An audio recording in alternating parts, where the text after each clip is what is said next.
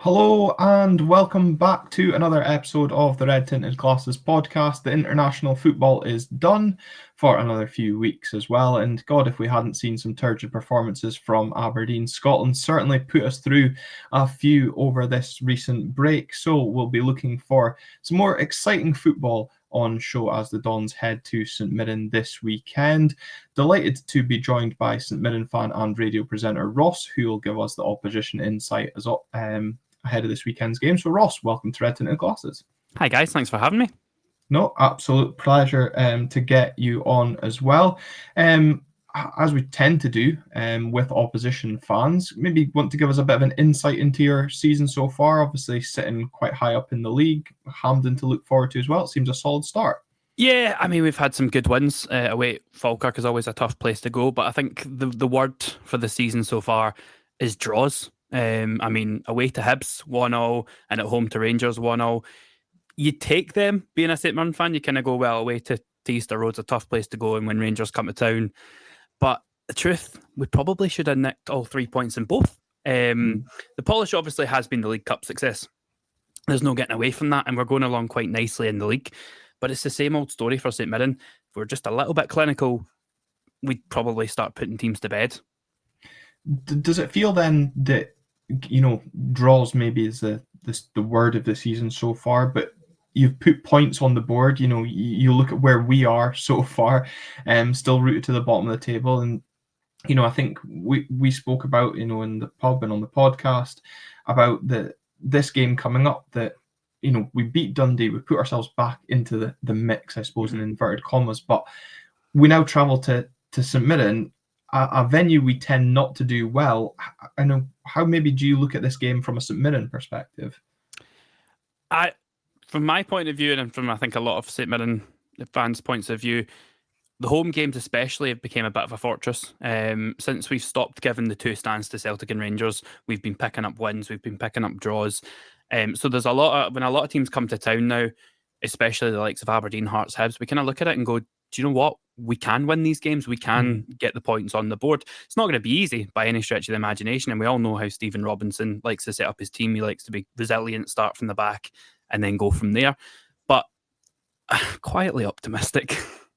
I think, though, as you say, there is that optimism, and I think it's great to see, St Mirren haven't, conceded that second stand back to Celtic and Rangers specifically. And as you say, you really have built a fortress at home. We were discussing before we started recording, probably the angriest stand in Scottish football is the North Bank stand, especially those that listen to the coverage of the games on TV. But what is it?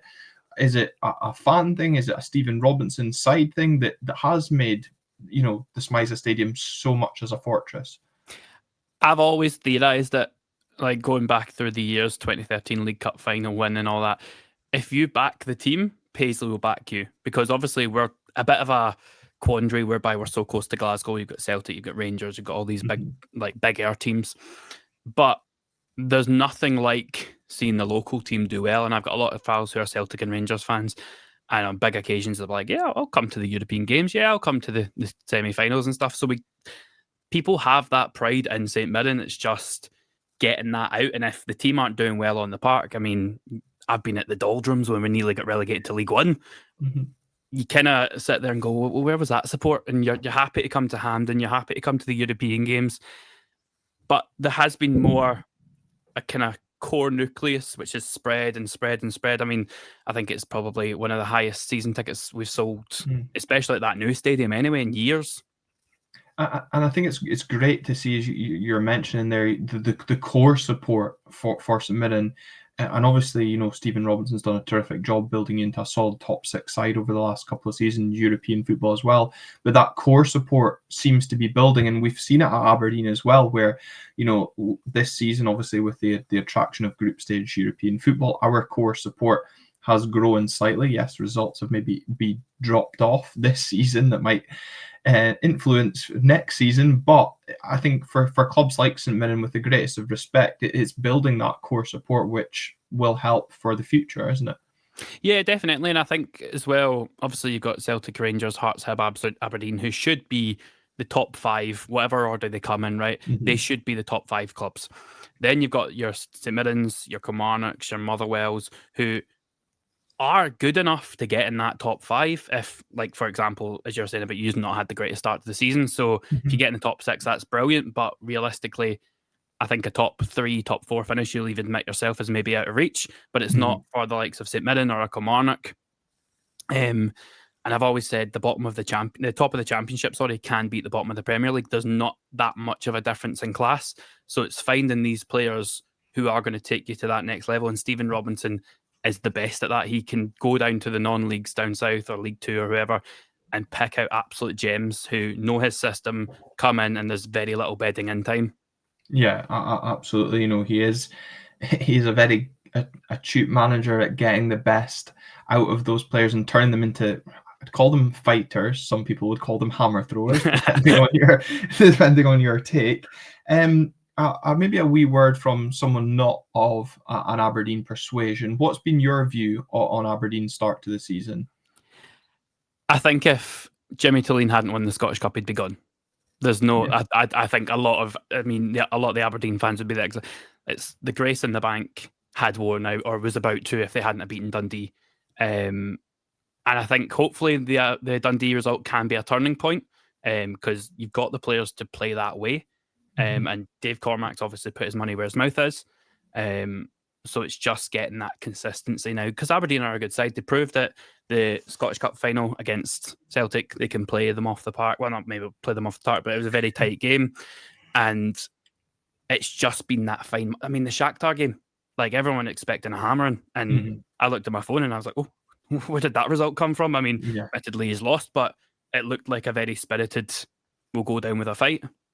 Yeah, and that's it. And it is showing that spirit. And, we absolutely blew Dundee away in the opening 45 minutes last time out in the league, albeit Dundee were very poor. So it's how can we continue that spirited performance, to use your words there, as we travel to Paisley this weekend. As I said, it's going to be a game that Stephen Robinson will probably look to make a scrappy encounter. I don't know if you think that's a fair assessment or not. Yep. But also just be interested to maybe hear your thoughts on Stephen Robinson in general, because of course I probably do agree with you, and I think I said it even in the build-up to this Scottish Cup final, that if Jimmy Tulline didn't win it, he would be under pressure going into this season. But of course, Stephen's doing a great job. His name does continuously get linked with top jobs in Scotland.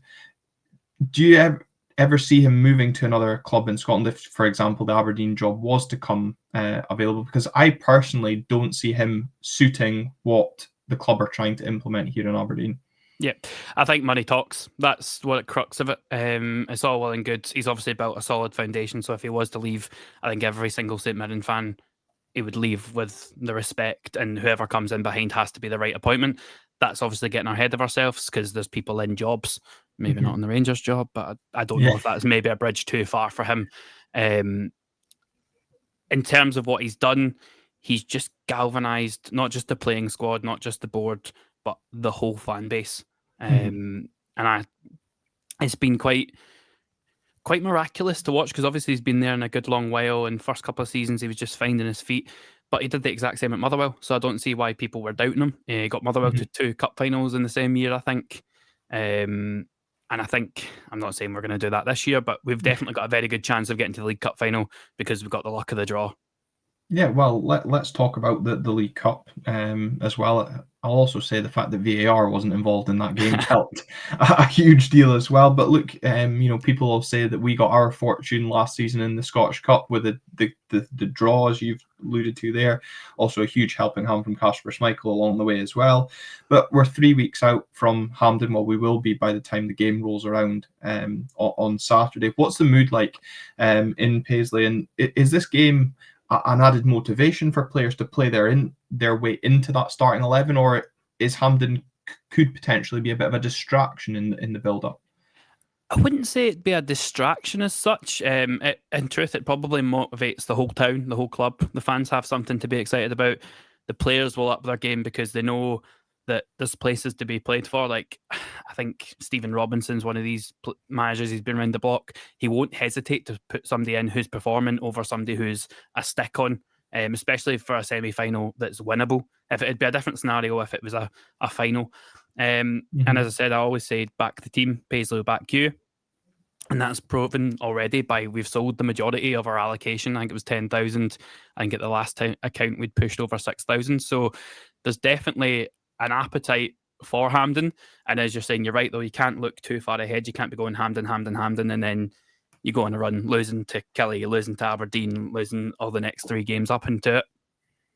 And I suppose that's the key for Stephen Robinson looking ahead to the weekend, is keeping that feel-good factor, keeping the word really that we've been using now, momentum, which of course Aberdeen have built with that victory over Dundee. I was going to say and the performance against Shakhtar, but ultimately wins breed confidence. And it, certainly looking ahead to the weekend, I think it would be a real statement that we're back, if we want to use that phrase, if we can go to St Mirren, pick up 3 points, especially against a team and a venue that we haven't performed well against, because of course you have had a good record against us over the last couple of seasons, even up at Tawdry as well.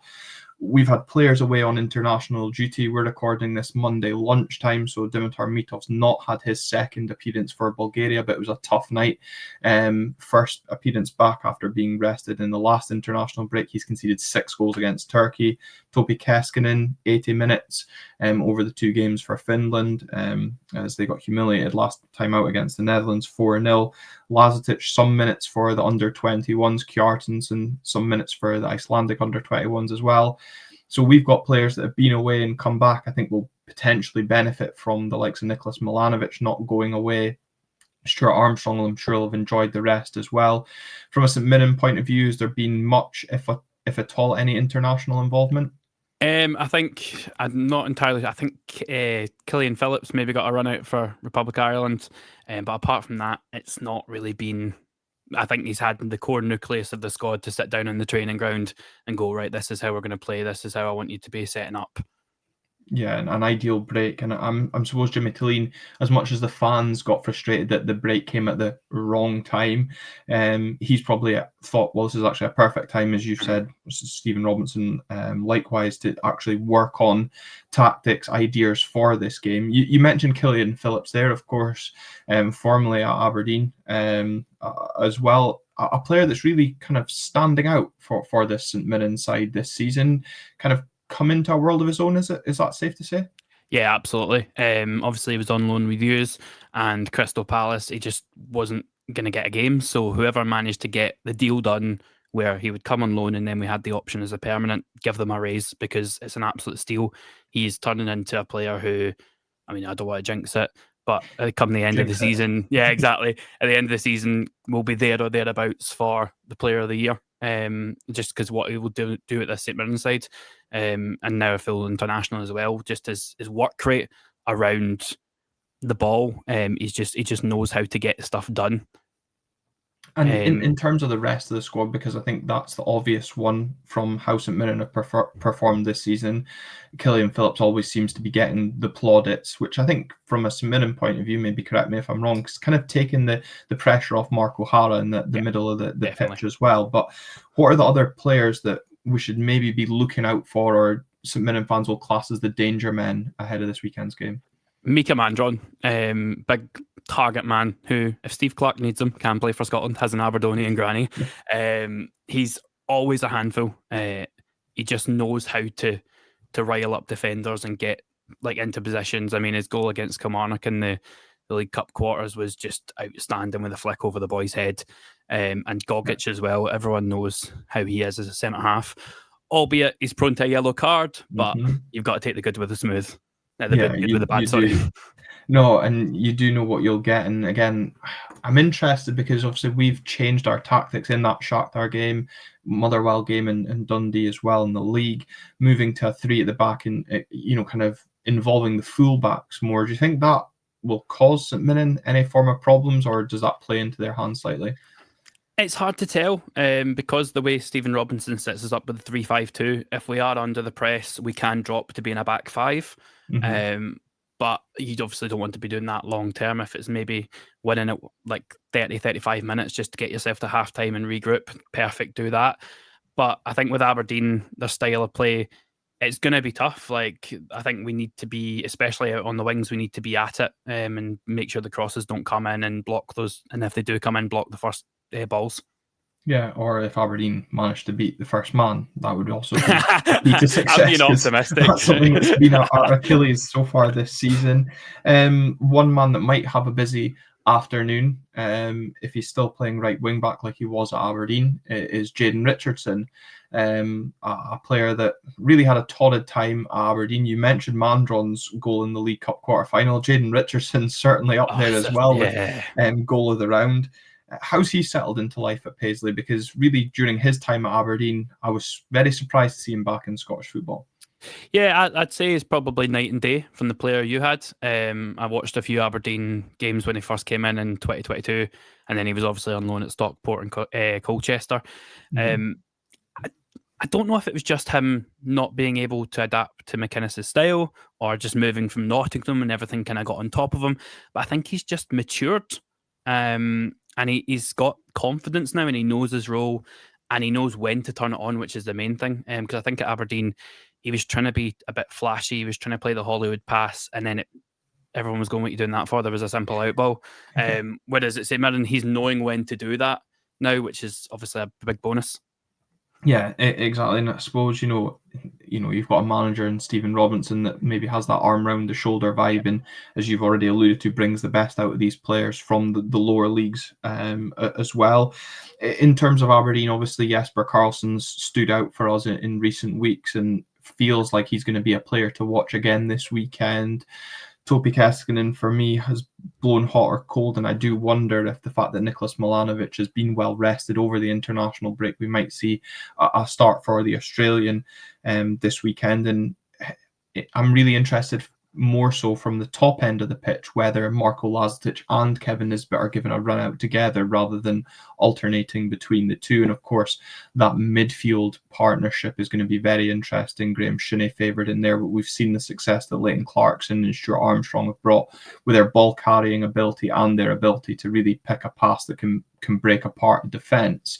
So from a St Mirren point of view, you're maybe not quaking in your boots given your strong record at home, but what players maybe strike or could strike fear into the hearts of St Mirren, do you feel? Yep, I think you said Karlsson. I think he is the definition of don't fall in love with a lone player. Absolutely. He's got pace, and that's just something special on the left side of attack. And the midfield, as you alluded to there, Armstrong and Shinnie, they know the league, they know what's needed. The one thing for me, though, is Shinnie can be a bit temperamental and can lose his head a little bit, but we've got Alex Gogic, so it's rich from a team that's got Alex Gogic. So I think there'll be a bit of fireworks with them too, and I don't think the ref will leave his cards in the dressing room on Saturday afternoon. No, I think he'll be a busy man, and I think for as vital as Graham Shinnie could be in terms of that fight in midfield, I think Stuart Armstrong is even more important because of his ball carrying ability. We spoke about on the last podcast about how the ball seems to be glued to his feet. He has that ability to drive the ball out of defence and really start an attack. So I think for me, that is the biggest key. And if St Mirren can keep Stuart Armstrong quiet, they potentially keep Aberdeen's forward momentum quiet as well. Does the fact that you've kind of become our bogey side, though, give you confidence for this weekend? Or is that confidence bred purely down to your start and home record? I mean, it's a weird one, because if you ask every other fan of every other team in this league, they will say St Mirren are the bogey team. Rangers fans say it, Celtic fans say it, Hibs fans say it. And it's like, well, whose bogey side are we actually? But then I don't know if there's maybe I mean, you know how Stephen Robinson is going to play, right? He's got the players now, and he knows the model, and he knows the plan. They're all hard working. And as we said, the League Cup semi-final places are up for place, so people are going to up their game. It would all point to a good performance from us. And if I had a bookie slip in my back pocket, it would be a score draw. I'd just because of how our season started. And that's what I was going to say. Do you think that would sum up your season so far if it did proceed to be a score draw? Yeah, absolutely. I think 1-1, I'd say. As you said, you don't travel well to Paisley. Admittedly, we travel well to Pittodrie. But yeah, I think just, and as you're saying, you'll have the bounce of the Dundee result. and it's just keeping that consistency for St Mirren and getting the points on the board. And I don't think, I mean, it's a weird one. If you'd asked me 3-4 years ago, I'd have been like, just get the points on the board. Like, Yeah. we need to stay up. But now we're loftier ambitions. I mean, Tony Fitzpatrick said that St Mirren can be a top 6 club, and everyone laughed at him. And it's been 3 years in a row. So it's amazing what you can do when you back the team. And the thing is, as well, is that like I suppose last season when Hibs had a poor start, teams looked to take advantage of that, like yourselves, in terms of that battle for the top 6, and teams are doing that again this season with Aberdeen not getting off to the best to start. We are now the team playing catch up. Yep. Obviously, you guys have the distraction, whatever you want to call it, of Hampden coming up. We have the trip to Larnaca on Thursday night. Athens on Thursday night, coming up, and that will obviously, be a motivation for the team. Athens, AK Athens, losing that first game in the Conference League as well. So a real opportunity potentially awaits for Aberdeen European nights. But obviously, to get there again, we have to start performing well in the league, and we do have to now back up that victory over Dundee. I feel I would take a point right now, given our recent record at Paisley, and obviously start to this season. I know there'll be some listening and watching this episode. They'll, Kaiser, I'm thinking of you, who admits we should be winning every game that we play in.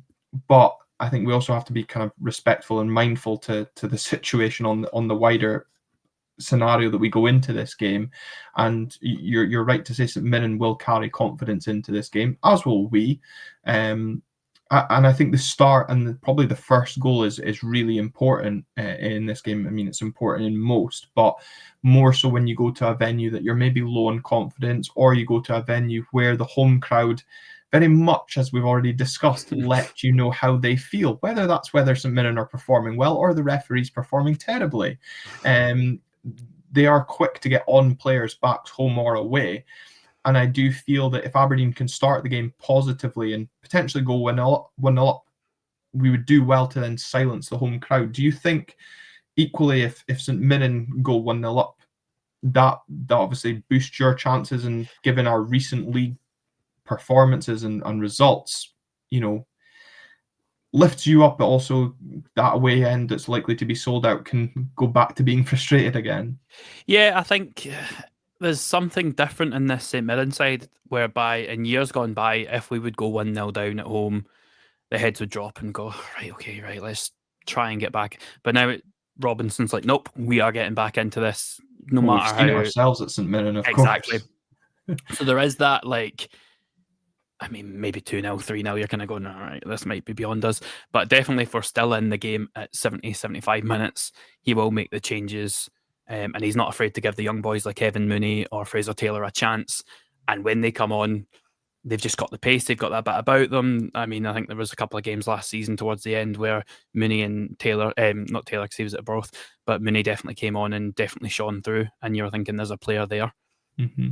And I think it also shows, a real belief from your manager putting on those young players in those scenarios as well, and that also kind of lifts the crowd. We've seen it ourselves, a couple of seasons back when Fletcher Boyd was coming on. Of course, he's now at Aston Villa, but seeing a manager believing in that youth academy product, and maybe even a homegrown talent, reinvigorates the crowd as well. And I do think, for both sides, this weekend kind of is important. St Mirren, do you think, with the greatest respect, be happier if the game finished a draw?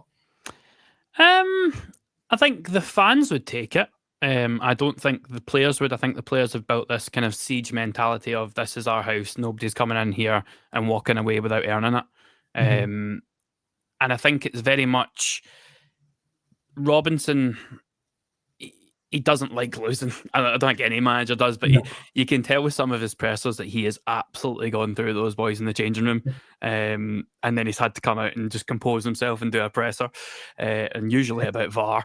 But yeah, I think there is that kind of almost kind of siege mentality, as I said, and I think the fans are starting to buy into that as well. Because it's when Celtic and Rangers come to town now, it's not, oh well, if we get a draw, great. It's, well, no, they're here for the taking. They look rotten. Let's have a go at them, see what they can do.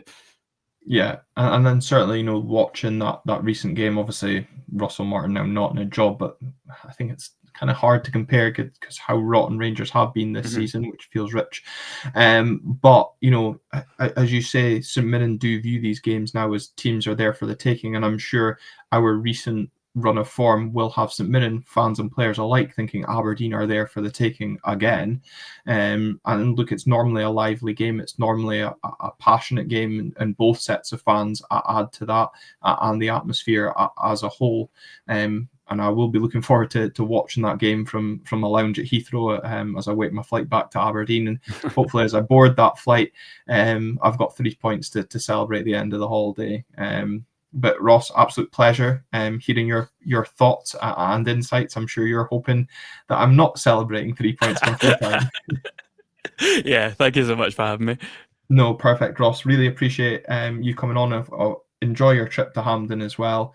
I'm sure it'll be a great experience and opportunity to get to the League Cup final. Thank you very much to everybody that's watched this episode or listened along on audio. Remember, if you have been watching on YouTube, leave a like on the video, comment your thoughts down below, and subscribe wherever you're tuning into the episode. Until next time, we will see you then.